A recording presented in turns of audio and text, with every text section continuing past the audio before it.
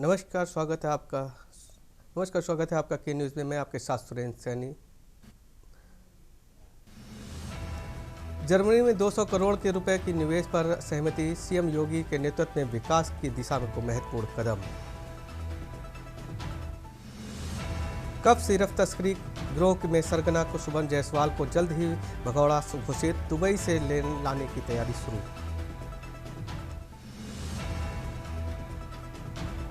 UP में 8 मार्च से सभी स्कूली परिषदीय छात्राओं के लिए अलग से शौचालय अनिवार्य, अपर मुख्य सचिव पार्थव सारथी के ने सेन शर्मा के साथ सख्ती करने। यूपी में 11 जिला अध्यक्षों का ऐलान, प्रदेश अध्यक्ष ने जारी की पदाधिकारियों की सूची। पुखराज हत्याकांड में उम्र कैद की सजा, दोषी सुनते ही अपर जिला जज को दे डाली जान से मारने की धमकी, मचा हड़कंप। पुलिस जेल ले जाकर नहर की सुई लगाकर स्वामी अवमुक्तेश्वरानंद बोले एसटीपीएन फाइल के लिए। खबरों का सारथी। खबर लखनऊ से है, जहां पर सीएम योगी सिंगापुर जापान की यात्रा से लौट रहे एमओयू निवेश प्रस्तावों पर यूपी के 5 लाख रोजगारों की उम्मीद पर जापान में 90,000 करोड़ एमओयू 1 लाख करोड़ रुपए प्रस्तावित। दुनिया का विश्वास सिंगापुर के उत्तर प्रदेश में सिंगापुर व जापान के समझौते का मील पत्थर साबित हुई। दोनों देशों की यात्रा को लेकर के समझौता समिति टेक्नोलॉजी और ट्रांसफर स्किलिंग औद्योगिक निवेश में सहमति, रोजगार सृजन करने और यूपी में विकास की नई दिशा।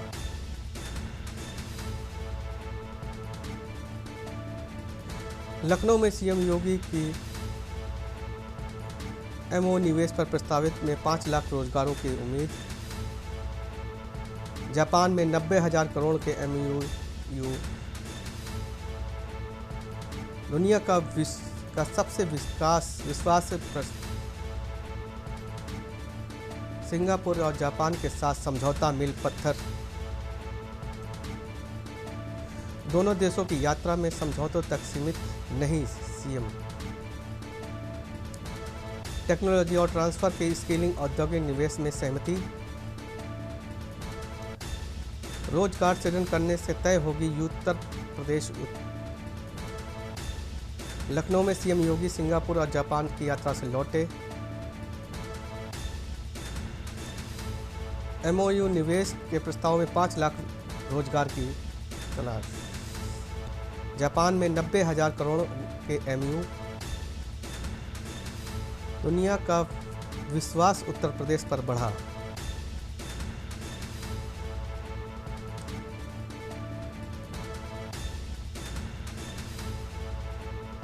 दोनों देशों की यात्रा समझौता तक सीमित नहीं।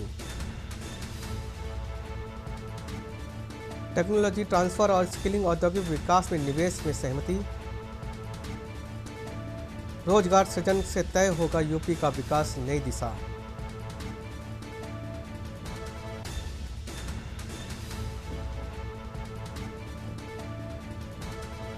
एमओयू निवेश में प्रस्ताव में 5 लाख रोजगार सीमित। जापान में 90,000 करोड़ के एमओयू व 1 लाख करोड़ का प्रस्ताव। दुनिया का विश्वास उत्तर प्रदेश पर बढ़ा। सिंगापुर व जापान के समझौता मील का पत्थर साबित हुआ। दोनों देशों की यात्रा समझौते तक सीमित नहीं, सीएम। टेक्नोलॉजी ट्रांसफर और स्किलिंग औद्योगिक निवेश में सहमति, रोजगार सृजन से तय होगी यूपी का विकास की नई यात्रा। लखनऊ में सीएम योगी सिंगापुर जापान लौटे।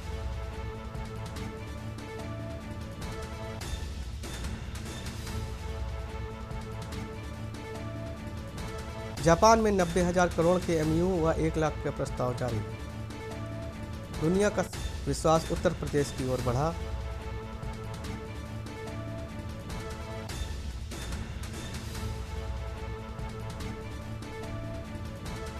दोनों देशों की यात्रा समझौते तक सीमित नहीं, सीएम योगी।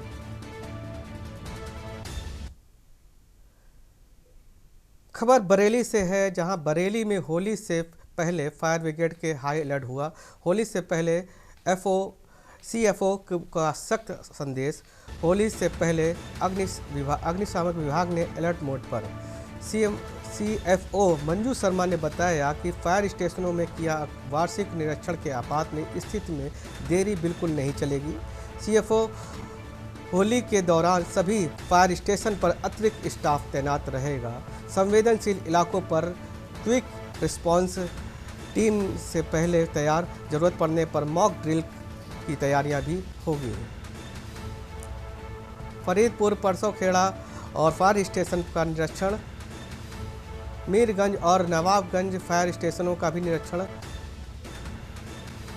पानी में फोम स्टेशन व संचार व्यवस्था की गहनता से जांच।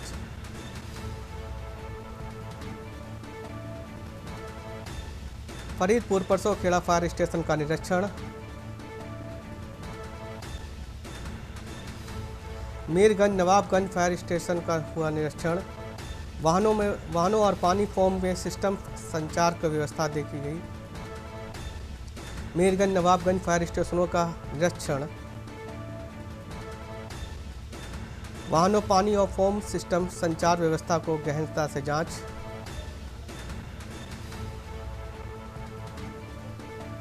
कंट्रोल रूम में 24 घंटे।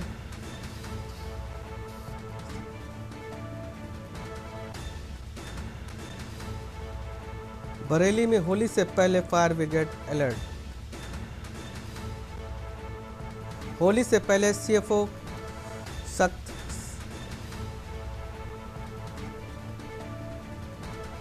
होली से पहले विभाग alert. CFO Manu Sharma fire स्टेशनों का किया निरीक्षण। आपात स्थिति में देरी बिल्कुल नहीं चलेगी। सीएफओ होली के दौरान सभी फायर स्टेशनों में अतिरिक्त स्टाफ बल मौजूद। संवेदनशील इलाकों में क्विक रिस्पांस के पहले तैयार, जरूरत पड़ने पर मॉक ड्रिल की तैयारियों से होगी जांच। जरूरत पड़ने पर मॉक ड्रिल की तैयारियों की होगी जांच। फरीदपुर परसाखेड़ा फायर स्टेशनों का निरीक्षण। मीरगंज नवाबगंज फायर स्टेशनों का निरीक्षण। वाहनों में पानी, फोम और सिस्टम संचार व्यवस्था की गहनता से जांच। मीरगंज नवाबगंज और फायर स्टेशनों का निरीक्षण। खबर बुलंदशहर से है, जहां करंट से झुलसे मजदूर की युवक की जान। करंट लगने से हुई मजदूर युवक की सीपीआर देकर जान बचाई गई।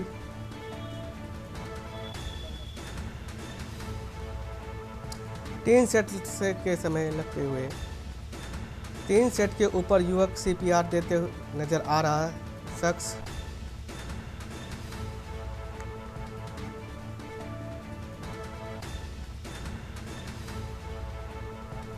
युवक को सीपीआर देते नजर आ रहा है शख्स।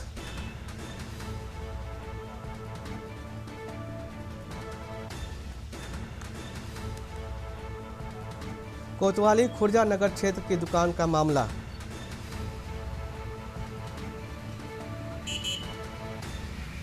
बुलंदशहर से यह मामला बताया जा रहा है। मजदूर युवक पर सीपीआर देकर जान बचाई गई। टीन शॉट लगते ही चपेट में आया युवक। टीन सेट के ऊपर युवक को सीपीआर देते नजर आ रहा है युवक।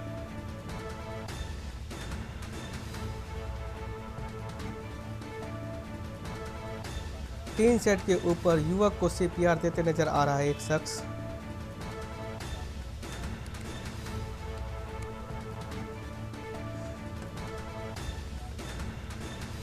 कोतवाली खुर्जा क्षेत्र में एक दुकान का मामला बताया जा रहा है। बुलंदशहर करंट से झुलसे युवक की मजदूर को युवक की जान को सीपीआर देते हुए जब बचाया जा रहा है। टीन सेट पर शॉट लगाते ही चपेट में आया युवक।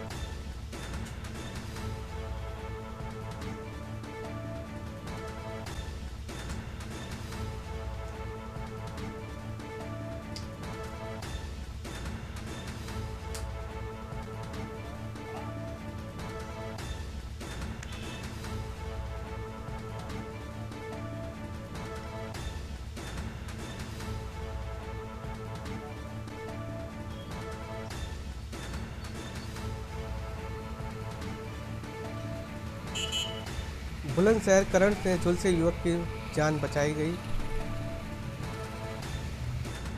मजदूर को युवक ने सीपीआर देकर जान बचाई। टीन सेट पर लगातार सीपीआर देते हुए एक शख्स मौजूद।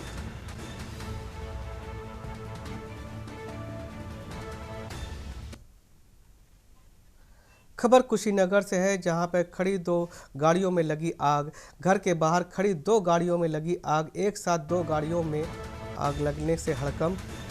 अराजक तत्वों पर पेट्रोल डालकर आग लगाने की आशंका। वीडियो नेबुआ नौरंगिया की दोनों ओर गाड़ियां। रामपुर खुर्द गांव में के किराए पर रहते थे वीडियो आरके सेठ। नेबुआ औरंगिया थाना क्षेत्र में रामपुर खुर्द की घटना बताई जा रही है।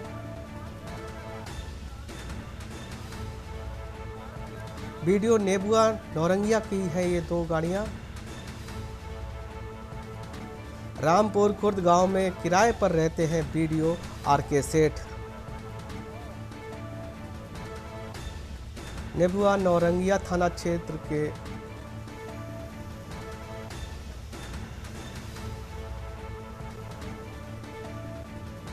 घर के बाहर खड़ी 2 गाड़ियों में लगी आग। एक साथ 2 गाड़ियों में आग लगने से हड़कंप। अराजक तत्वों पर पेट्रोल डालकर आग लगाने की आशंका।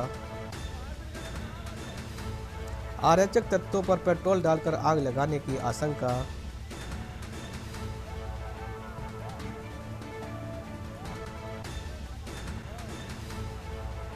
रामपुर खुर्द गांव के किराए पर रहते हैं बीडीओ।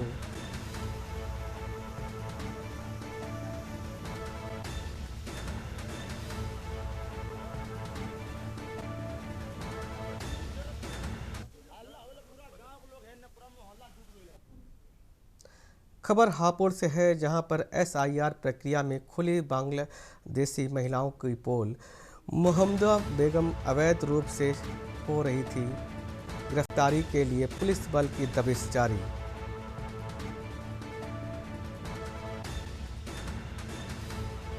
गिरफ्तारी के लिए पुलिस की दबिश जारी। पति भी फरार, दोनों गांव छोड़कर भागे। फर्जी दस्तावेज के आधार पर बदला नाम।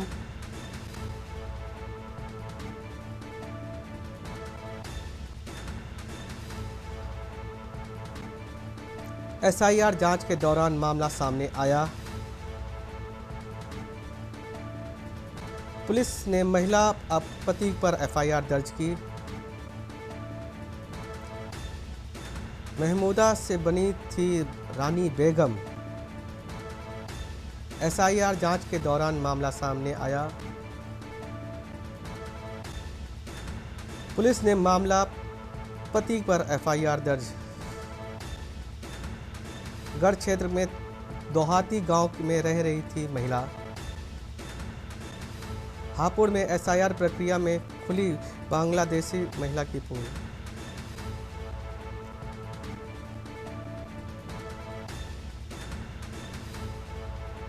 गिरफ्तारी के लिए पुलिस ने दबिश जारी की। पति भी फरार, दोनों गांव छोड़कर भागे।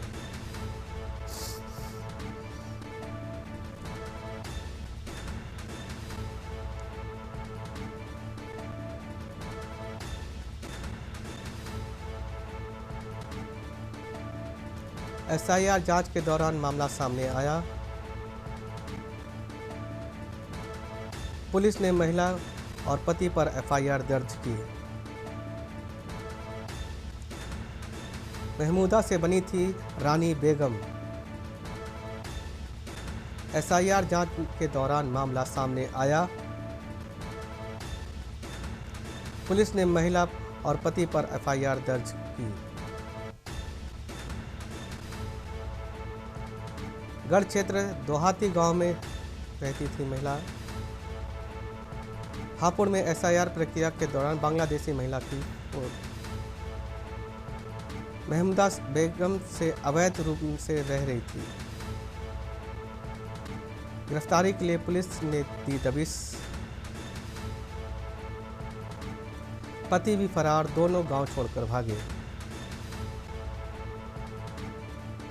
फर्जी दस्तावेज के आधार पर नाम बदला था।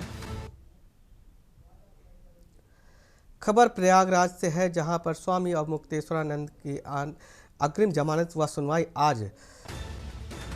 स्वामी अवमुक्तेश्वरानंद की अग्रिम जमानत आज। इलाहाबाद हाई कोर्ट में अग्रिम जमानत की याचिका की पर सुनवाई आज।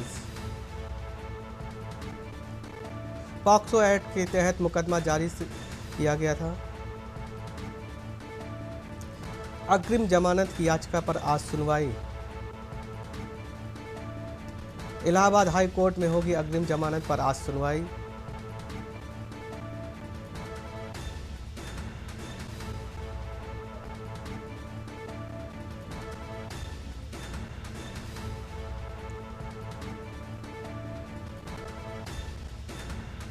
प्रयागराज स्वामी अवमुक्तेश्वरानंद की अग्रिम जमानत पर आज सुनवाई। अग्रिम जमानत पर आज याचिका पर होगी सुनवाई। इलाहाबाद के हाई कोर्ट में अग्रिम जमानत पर आज याचिका पर होगी सुनवाई। गिरफ्तारी से बचने के लिए दाखिल की याचिका।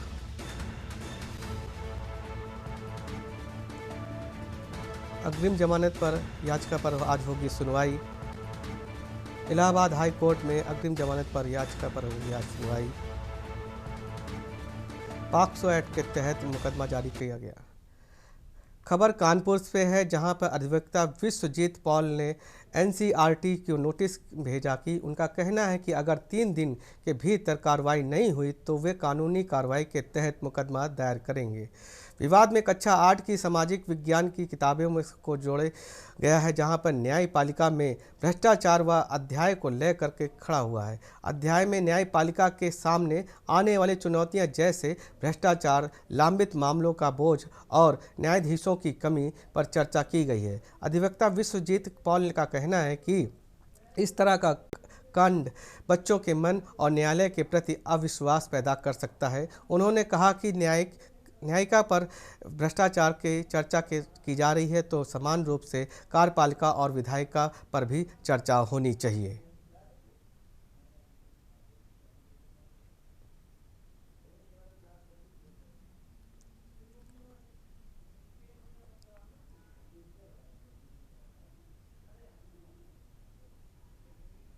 ये जो विषय है ये बहुत गंभीर विषय हम सब लोग के समक्ष उपस्थित होके आया है कि ये जो विषय है ये बहुत गंभीर विषय हम सब लोग के समक्ष उपस्थित होके आया है।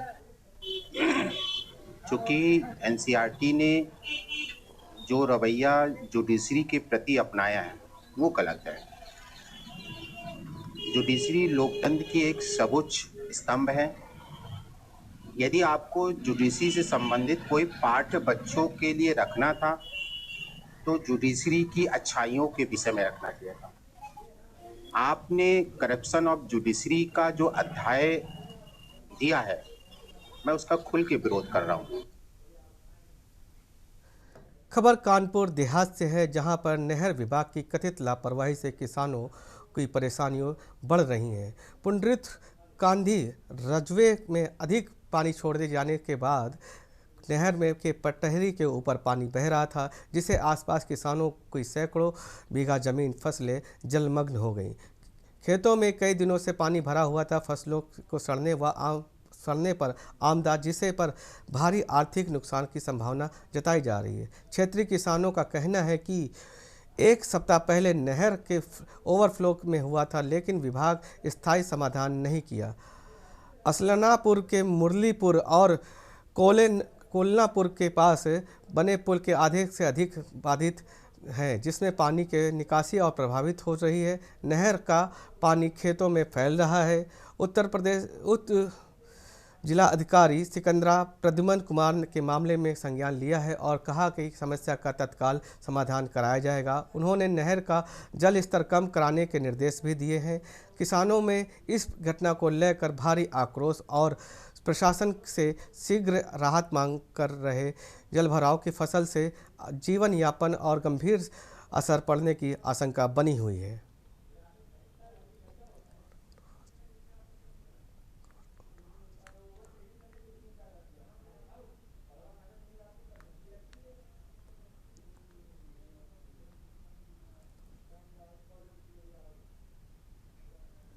खबर अमरोहा से है, जहां शहर कोतवाली क्षेत्र मोहल्ला इस्लाम नगर स्थित 2 कॉटन वेस्ट कारखानों में भीषण आग लगने से हड़कंप मच गया। आग इतनी भयानक थी कि उसकी लपटें और धुआं दूर दूर तक दिखाई दे रहा था, जिससे आसपास के इलाकों में दहशत फैल गई। स्थानीय के लोग तुरंत मौके पर सूचना दमकल विभाग पहुंची। मौके पर दमकल की 2 गाड़ियां पहुंची और कार्मिक की कई घंटों तक आग पर काबू पाने की प्रयास भी किया गया। पुलिस बल और घटना पर तैनात रहा लोगों का सुरक्षित बाहर बनाए रखने और हिदायत दी। बताया जा रहा है कि आग दानिश और शाहिद के कॉटन वेस्ट कारखानों में लगी है। आग लगने के कारण अभी तक कोई स्पष्ट नहीं हो पाया है। हालांकि शॉर्ट सर्किट की आशंका जताई जा रही है। प्रारंभिक अनुमान के आधार पर हादसे में लाखों रुपए का नुकसान हुआ है। गनीमत रही कि किसी भी शख्स की हताहत होने की सूचना नहीं मिली। प्रशासन ने मामले की जांच शुरू कर दी है और आग लगने के वास्तविक कारणों का भी पता लगाया जा रहा है।